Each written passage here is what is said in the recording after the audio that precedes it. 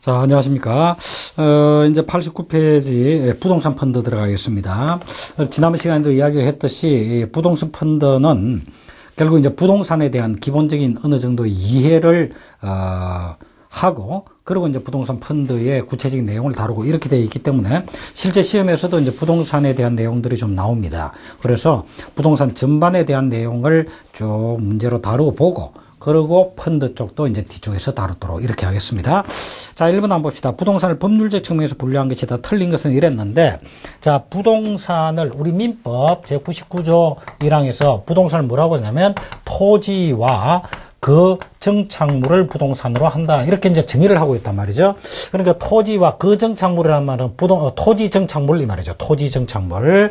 자, 이것을 부동산으로 한다. 그 부동산 외에는 전부 동산이다. 이런 식으로 이제 민법 99조 1항에서 규정을 하고 있다. 자, 이게 바로 민법이라는 법률에서 규정하고 있는 것인데, 이걸 좁은 의미의 부동산, 해비의 부동산 이렇게 이야기를 합니다. 좁은 의미의 부동산. 자, 그런데 부동산은 동산과 달리 공시를 할 때 등록을 한다라든지 또는 등기를 한다라든지 이런 독특한 공시 방법을 사용을 합니다. 또 그뿐만 아니라 부동산에 대해서는 소위 말하는 제한 물건이 동산과 다르죠. 다시 말하면 뭐 저당권이다, 이거는 부동산이만 설정할 수 있죠. 동산의 경우는 질권을 설정한다라든지, 그죠? 그러면 지상권, 지역권 이런 거는 부동산에만 설정할 수가 있습니다. 그죠? 자, 이와 같이 이러한 제한 물건에 있어서도 차이가 있다, 이런 이야기죠. 자, 그런데 이와 같이 실제로는 민법에 의한 좁은 의미의 부동산은 아니지만은 다른 법령에서 예를 들어서 선박등기법이다라고 한다면 20돈 이상의 선박은 등기하여야 한다, 이렇게 되어 있듯이 다른 법령에서 등록을 하거나 등기를 하도록 하고, 그리고 저당권 설정이 가능하다, 뭐 이런 식으로 되어 있는 게 있단 말이죠. 이건 결국 뭐냐면 부동산에 준해서 지급해라, 이런 이야기 되죠. 이제 이와 같이 부동산에 준해서 지급한다, 이걸 뭐라고 그러면 준부동산이다, 이렇게 이야기를 합니다. 자, 이런 준부동산에는 어떤 것들이 있냐라고 한다면, 예를 들어 임목이라든지 그 다음에 뭐 선박, 자동차, 항공기 뭐 이런 거라든지, 그 다음에 또 어떤 게 있죠? 뭐 임목, 선박, 자동차, 항공기라든지, 우리 책에 그게 혹시 나왔나 모르겠는데, 준부동산. 여기서는 거기까지는 안 나왔구나. 이 외에도 이와 같이 등록이나 등기를 한다, 또는 저당권 설정이 가능하다, 이런 식으로 다른 법령에서 규정하고 있는 것들이 있다, 이 말이죠. 자, 여기 이제 생각났네. 그 다음에 광업재단이라든지,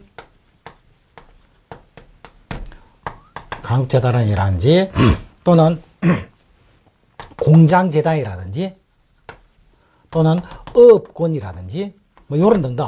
자, 이런 등등을 우리는 준부동산 이렇게 이야기를 하고, 그러면 좁은 의미의 부동산과 준부동산을 합쳐서 뭐라고 그러냐면 넓은 의미, 광의의 부동산, 이렇게 이제 부동산을 정의를 하고 있습니다.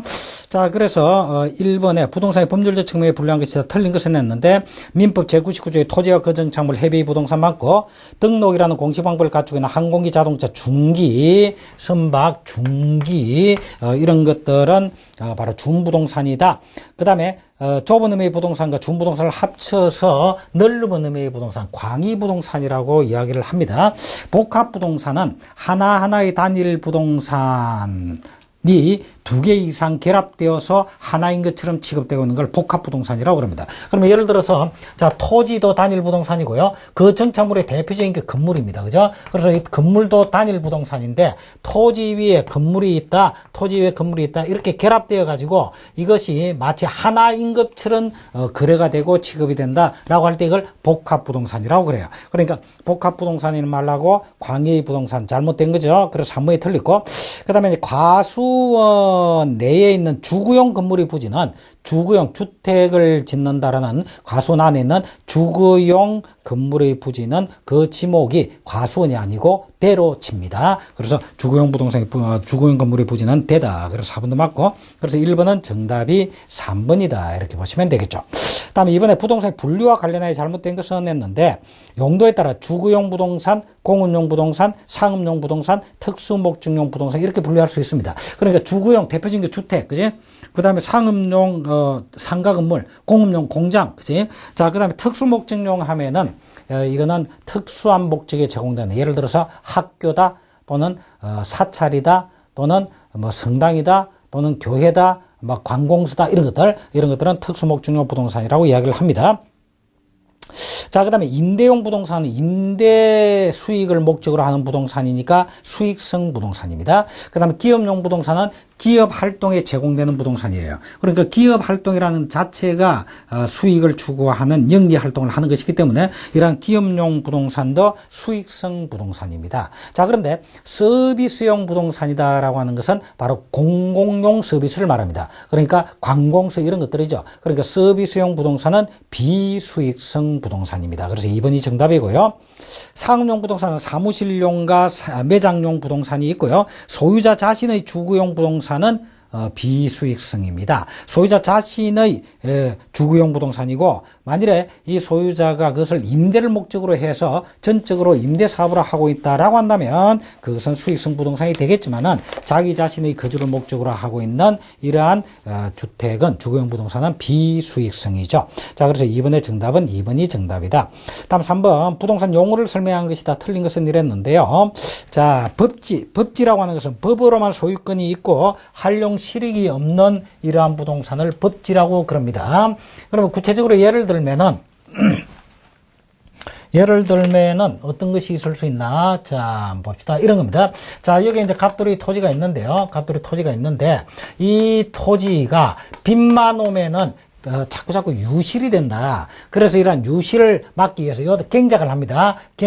실을 뿌려서 경작을 합니다. 경작을 하는데 자꾸 유실이 되니까 이쪽 부분에 유실이 자꾸 된다. 그래서 유실이 안 되도록 여기는 짠디를 심었습니다. 짠디를 심어서 이건 단지 유실을 방지할 목적이지, 원래 이 토지는 농작물을 경작하는 용으로 써야 되는데 유실을 막기 위해서 이렇게 쓰고 있으니까 소유자 입장에서는 별로 사실은 실익이 없는 용도에 쓰고 있는 것이다.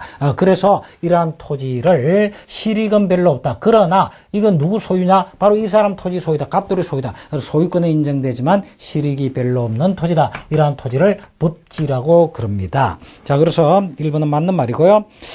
그 다음에 필지와 획지가 나왔는데, 필지는 법적인 개념입니다. 다시 말하면 토지에 있어서 소유권의 단위가 되고요. 그래서 소유권은 필지 단위로 소유권이 부여됩니다. 그 다음에 지번의 단위가 되고, 토지에 대한 번지인 지번의 단위가 되고요. 등록의 단위가 되고, 등기의 단위가 되고, 이런 것들이 바로 필지입니다.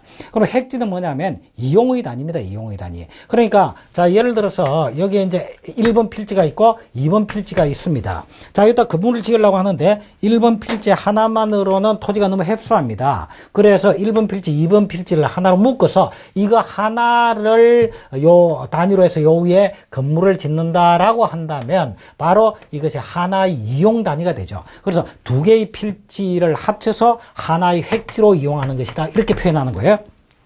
자, 그러면 하나의 필지를 하나의 획지로 쓸 수도 있죠. 그 다음에 아주 강한 필지라고 한다면은 이용의 단위를 몇 개로 나누어서 여러 개 획지로 이용할 수도 있습니다. 그래서 여러 개의 필지가 하나의 획지를 이룰 수도 있고요. 하나의 필지가 하나의 획지가 될 수도 있고요. 하나의 필지가 여러 개 획지가 될 수도 있습니다. 자, 그래서 또 2번이 틀렸고 3번도 맞는 말, 4번에 획지는 용도상 필요에 의해서 획정한 경제상의 개념이다라고 했는데 바로 이게 이용상의 개념이다. 그리고 경제상의 개념이다. 이렇게 볼 수가 있습니다. 이것도 맞는 없는 말이죠. 그래서 3번은 2번이 정답이다. 이렇게 보시면 되겠습니다. 자, 이제 90페이지에 4번의 화폐 시간적 가치에 대해서 설명을 드리겠습니다. 이거는 우리가 앞에 펀드 일반에서 이야기할 때도 채권의 가격이라든지 이런 걸 평가를 할 때 그 채권으로부터 발생되라고 예상되는 수익의 현재 가치로서 평가한다. 뭐 이런 식으로 이야기를 하고 있단 말이죠. 그럼 수익의 현재 가치다라고 한다면은 결국 갖다 주로 예상되는 수익을 현재 가치로 계산을 해야 된다라고 하는데 할인을 해야 된다. 자, 이때 적용하는 할인율이 바로 채권 수익률이고, 따라서 채권 수익률이 높으면 높을수록 채권 가격은 떨어지게 되는 것이다. 반비례로 움직인다. 자, 이러한 개념들이 바로 현재 가치로 계산한다. 이걸 전제로 하고 있죠. 그러니까 화폐의 동일한 이론이라고 하더라도 시간에 따라 화폐의 가치가 다르기 때문에 이것을 결국 어떤 현재 가치로 구한다 또는 미래 가치로 구한다라고 하는 걸 구할 수 있는 이런 지식을 필요로 하는 것이다. 자, 그래서 화폐의 시간적 가치 공식을 쭉 한번 봅시다. 자, 예를 들어서 지금 현재의 가치, 이게 현재 시점입니다. 자, 여기 이제 미래입니다. 그래서 일반화시키기 위해서 N년이라고 합시다. 자, N년 뒤에 이론이 현재 가치로 따져서 얼마에 해당되겠는가? 그러면 이건 뭔 말을 하냐면 N년 뒤에 1원을 받을 채권이 있단 말이야. 이 채권을 지금 현금으로 바꾸려고 했더니 소위 말하는 와리깡을 난다 뭐 이런 이야기 나오죠. 그래서 채권을 할인해서 지금 받는다 이렇게 이야기죠. 그러니까 할인율을 적용해서 현재 가치로 계산하는 것이다. 자, 그러면 이때 할인율을 연 R다라고 한번 해봅시다. 그러면 N년 뒤에 1원은 현재 가치로 얼마가 되느냐라고 하는 걸 계산을 하면은 1 플러스 R의 N승분의 1이다. 이런 식이 나옵니다. 이건 1 플러스 R의 마이너스 N승하고 똑같은 말이에요. 1 플러스 R의 마이너스 N승하고 똑같은 말입니다. 자, 이걸 뭐라 하면은 한 번의 이론이죠. 일시불의 현재 가치를 구하는 개수다라고 해서 이것을 일시불의 hen가 개수, 현재 가치를 구하는 개수다. 일시불의 hen가 개수다. 이렇게 이야기를 합니다. 자, 그 다음에 매년 이런 식 앞으로 연금을 받을 것이다. 이렇게 봅시다. 매년 이런 식 연금을 몇 년 동안 받을 거냐? N년 동안 받을 것이다. N년 동안 매년 이런 식 연금 받을 걸 지금 일시불로 받으면 얼마 받으면 되겠는가? 이런 개념이 있을 수가 있겠죠. 자, 이것은 연금 행식으로 매년 이런 식 들어오는 지금 얼마냐라고 한다면 1년 뒤 1원의 현재 가치 플러스 2년 뒤 1원의 현재 가치, 3년 뒤 1원의 현재 가치, 이렇게 쭉 더해주면 되겠죠. 그렇죠, 그죠? 자, 그래서 그걸 계산하면은 어떻게 나오냐면 R분의 1 마이너스 1 플러스 R의 마이너스 N성 요 식으로 구하게 되는데, 자, 이걸 우리는 뭐냐면 연금 행식으로 들어오는 것의 현재 가치가 얼마나를 구한다라고 해서 연금의 hen가 계수다 이렇게 이야기를 합니다. 연금의 hen가 계수다. 자, 그다음에 이런 경우가 있을 수가 있겠죠.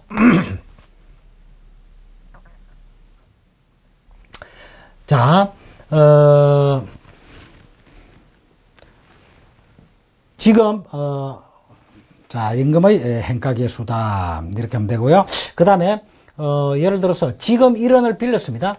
지금 1원을 빌렸는데 몇 년 동안 갚기로 하냐면 N년 동안 갚는데 원리금 균등 상환으로 갚기로 한다면 매년 얼마씩 갚아야 되겠는가? 자, 원리금 균등 상환이다라고 하는 말은 원금과 이자를 합친 액수가 똑같도록 이렇게 매년 또는 매월, 그건 기간은 정하게 나름, 이렇게 갚아 나가는 것이다. 라고 하는데, 이 식은 어떻게 계산이 되냐면, 자, 요거와 비교를 하면은, 요거는 이제, 매년 이런 식 들어오는 것이 얼마가 될 것인가 물음표고, 자, 요거는 지금 1원이 매년 얼마에 해당되는가 물음표란 말이야. 그럼 요 두 개를 보면 물음표가 1원으로 바뀌었고 1원이 물음표로 바뀌었어요. 그러니까 이 말은 무슨 말이냐면 요거와 요거 사이는 역수의 관계에 있다라는 걸 의미합니다. 그래서 이걸 역수로 하면 1 마이너스 1 플러스 R에 마이너스 N승분의 R가 나오죠. 자, 이걸 뭐라고 그러냐면 저당상수다. 이렇게 이야기를 합니다. 자, 이것이 전부 다 현재 가치를 구하는 공식입니다. 그래서 90페이지에 우리 교재 해설에서 현재 가치를 구하는 것으로서 일시불의 행각에서 1 플러스 R의 마이너스 N승이다. 이렇게 되어 있고요. 자, 연금의 행각에서 R분의 1 마이너스 1 플러스 R의 마이너스 N승이다. 그 다음에 저당상수 1 마이너스 1 플러스 R의 마이너스 N승분의 R다. 이렇게 나와 있죠. 그죠? 자, 이것이 현재 가치를 구하는 공식이다. 이렇게 보시면 됩니다. 자, 근데 미래 가치를 구하는 것은요. 미래 가치를 구하는 것은, 자, 그럼 현재 가치 구하는 거, 우리 보기에 나와 있는 것부터 먼저 한번 보고 할까요? 자, 1번에 미래에 발생할 일정 금액을 현재 시점에서 평가한 가치를 현재 가치라고 한다. 미래에 들을 걸 현재 얼마에 해당되는가로 평가한 것이다. 현재 가치다. 맞고요. 그 다음에 2번에 현재 1원을 차입하고 일정 기간 동안 원리 겸 균등 상환을 할 경우에 매 기간마다 지불해야 될 금액이 얼마인가를 나타내고 있는 것이 바로 저당상수이다. 이래야 되겠지, 그지? 그래서 2번은 저당상수입니다. 그래서 2번이 틀렸습니다. 됐죠? 자, 그 다음에, 자, 현재 가치에 대한 보기는 그렇게 나왔고, 이제 미래 가치를 구하는 공식, 여기다 한번 봅시다. 자, 지금 여기 이제 현재인데요. 미래 n년 뒤입니다.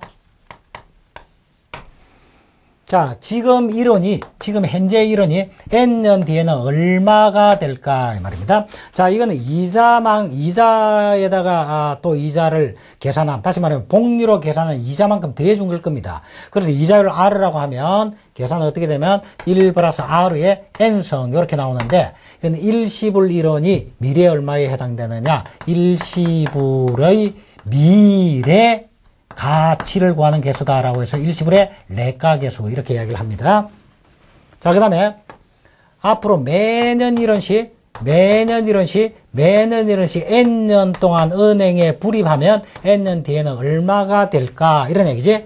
이거는 지금 1원에 n년 뒤에 미래가치, 그 다음에 내년 뒤 1원에 n년 미래가치 쭉 계산해서 더하면 되겠죠? 그래서 그걸 쭉 더해보면은 어떻게 나오냐면, 더해보면은 R분의 1 플러스 R의 N성 마이너스 1 이렇게 나옵니다. 자, 이걸 연금의 레가계수다. 이렇게.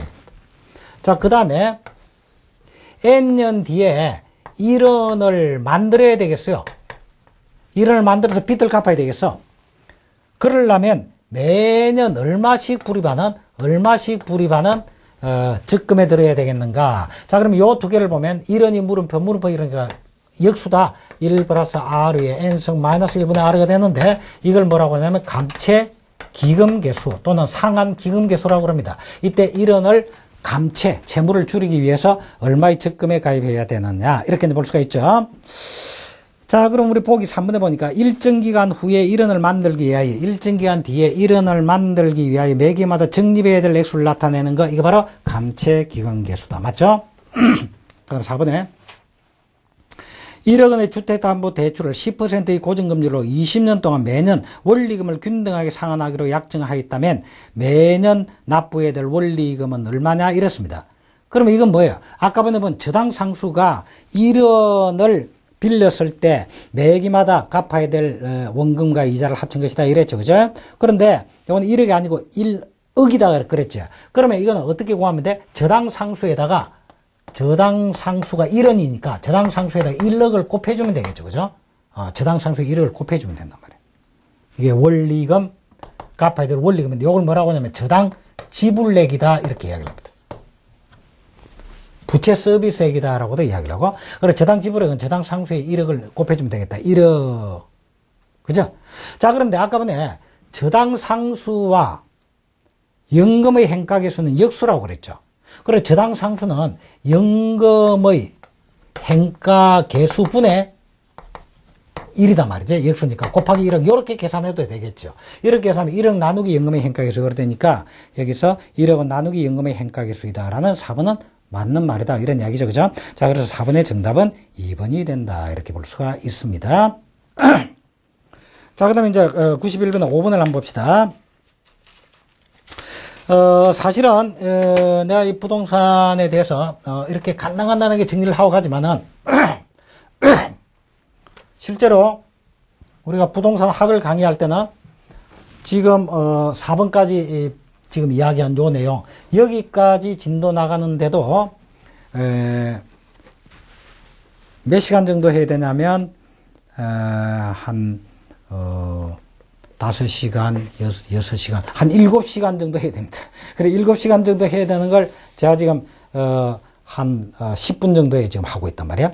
그런데, 그래서 이제 여러분들이 여기서 부동산, 투자, 부동산, 펀드 쪽은 일단 부동산에 대한 이해를 좀 해야 된다라고 하니까, 좀 잡다한 건 다 빼버리고 핵심적인 것만 지금 이야기를 하고 있고, 핵심적인 것도 간단하게 정리를 해서 제시를 해주고 있습니다. 그래서 이 정도만 해도 부동산에 대한 이해는 충분히 될 수가 있다. 이런 관점에서 지금 다루는 거니까 그렇게 따라오시기 바랍니다.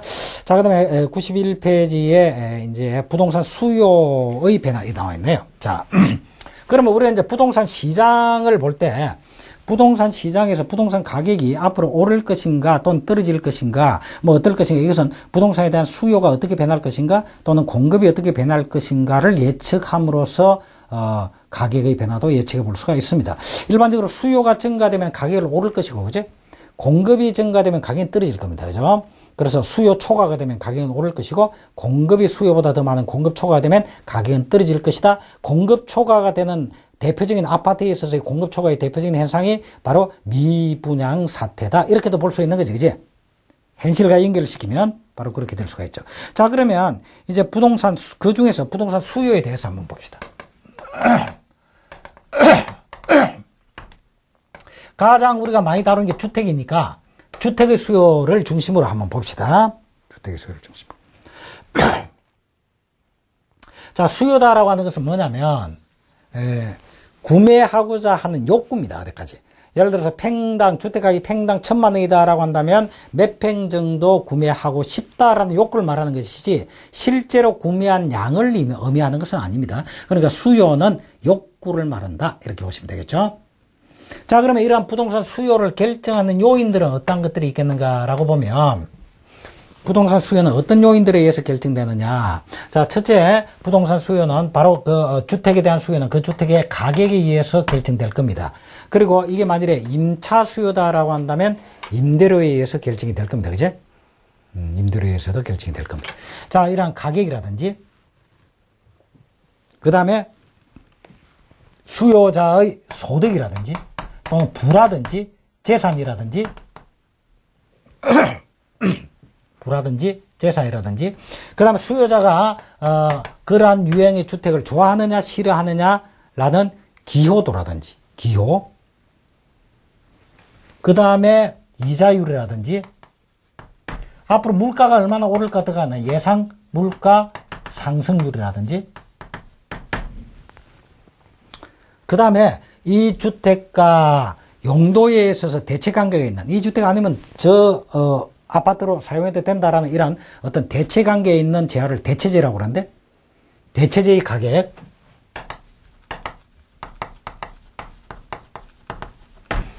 그 다음에 보완재의 가격 보완재다라고 하는 것은 따로따로 사용하는 것보다 같이 사용하면 더 큰 만족을 얻을 수 있는 관계에 있는 재화를 보완재라고 그래요. 그래서 커피와 설탕 대표적인 보완재입니다. 커피 따로 설탕 따로보다 커피에 설탕을 타서 먹으면 더 큰 만족을 얻을 수 있다. 이런 건 보완재. 그래서 보완재의 관계에 있는 재화의 가격, 보완재의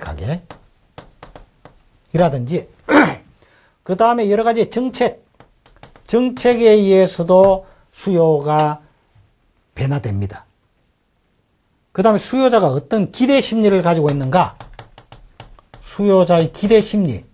자, 이런 등등이 부동산의 수요를 결정하는 요인들입니다. 그래서 요 안에 있는 부분을 우리는 독립변수 이야기를 하고 요걸 종속변수라고 그럽니다. 그럼 독립변수와 종속변수의 관계를 함수라고 그러고 이걸 우리는 부동산 수요 함수라고 그래요. 자, 그러면 일반적으로 볼 때 수요의 변화를 지금 이야기하고 있는데 일반적으로 볼 때 부동산 가격이 변하면 부동산의 수요는 어떻게 변하냐면 수요량만 변합니다.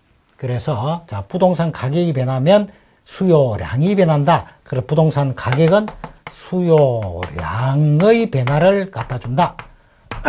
자, 수요량의 변화라고 하는 말은 무슨 말이냐면 수요량의 변화다라고 하는 것은 수요 곡선을 그렸을 때 수요 곡선 자체가 이동하는 것이 아니고 동일한 수요 곡선 상에서의 점의 이동을 수요량의 변화라고 합니다. 그러니까 자, 수요 곡선을 그리면 수요 곡선이 이렇게 나와요. 부동산 가격하고 수요량하고의 관계를 나타내는 곡선이 수요 곡선인데 일반적으로 가격이 비싸면 구입하고자 하는 욕구가 줄어들겠죠. 그래서 가격이 오르면 수요량이 줄어듭니다. 자, 여기서 볼 때 가격이 오르면 수요량이 줄어듭니다. 반대로 가격이 떨어지면 수요량이 증가됩니다.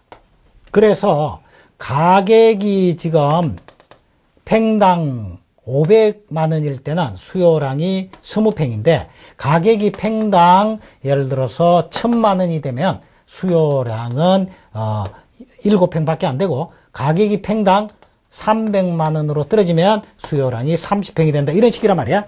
그래서 가격이 오르면 수요량이 줄어들고 가격이 떨어지면 수요량이 증가된다는 법칙을 수요의 법칙이라고 그러고 가격과 수요량, 가격에 대응하는 수요량, 가격에 대응하는 수요량을 쭉 연결한 선을 수요곡선이라고 그럽니다. 그러면 이게 수요곡선인데 수요곡선인데 자, 수요곡선상에서 요 점을 A점이라고 요 점을 B점이라고 해봅시다.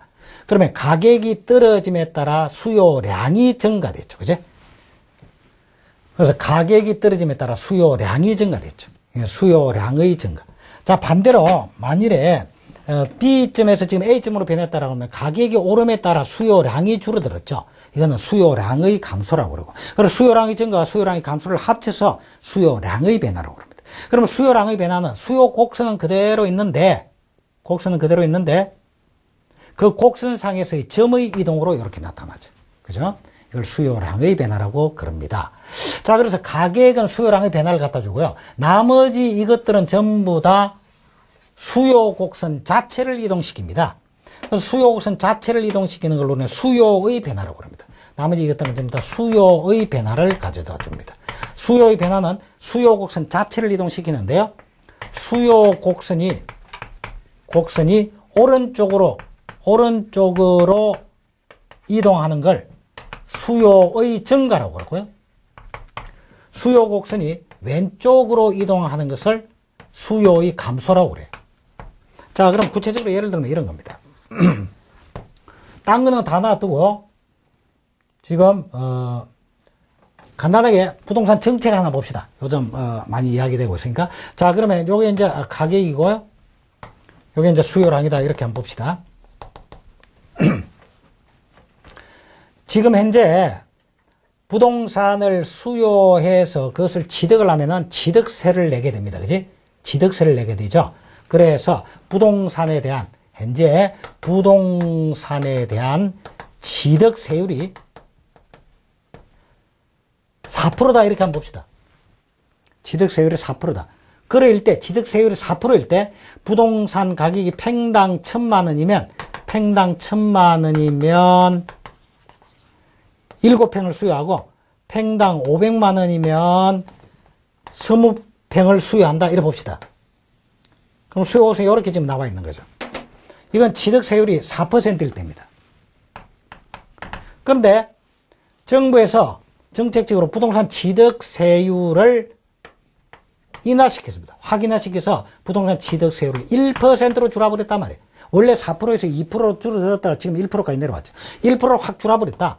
그러면 부동산을 취득하고자 하는 자 입장에서는 예를 들어 1억짜리 취득하면은 취득세 4%일 경우에는 400만 원의 취득세를 내야 되는데 1%로 떨어졌으니까 1억짜리 부동산 주택 취득하고 이제 100만 원만 취득세 내면 되는 거예요. 그러니까 자기가 부담할 세금이 팍 줄어들죠. 그러면 부동산 가격은 1억으로 변동이 없다라고 하더라도 더 사고 싶죠. 똑같은 방법으로 평당 1,000만 원이라고 하더라도 20평짜리를 사고 싶고 평당 500이면 한 30평짜리를 사고 싶다. 이런 결론이 나올 거야. 그래서 취득세율이 떨어지면 수요 곡선이 이렇게 노란 선으로 바뀔 겁니다. 이건 취득세율이 1% 될 때입니다. 자, 이렇게 되면 어떤 결과가 나오느냐? 수요 곡선 자체가 오른쪽으로 이동하네요. 동일한 가격이라고 하더라도 수요량이 요만큼 증가되어서 수요 곡선이 오른쪽으로 이동했죠. 이럴 경우는 수요가 증가한다 이렇게 이야기를 합니다. 반대로 취득세율을 4%에서 7%를 올려버렸다라고 한다면 오히려 반대로 이렇게 왼쪽으로 이동하겠죠. 이건 수요의 감소다 이렇게 이야기합니다. 됐죠?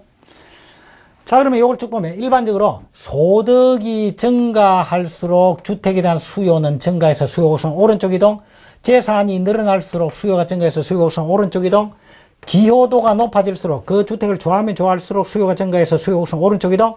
자, 이자율은 어떻게 되냐면 일반적으로 이자율이 떨어질수록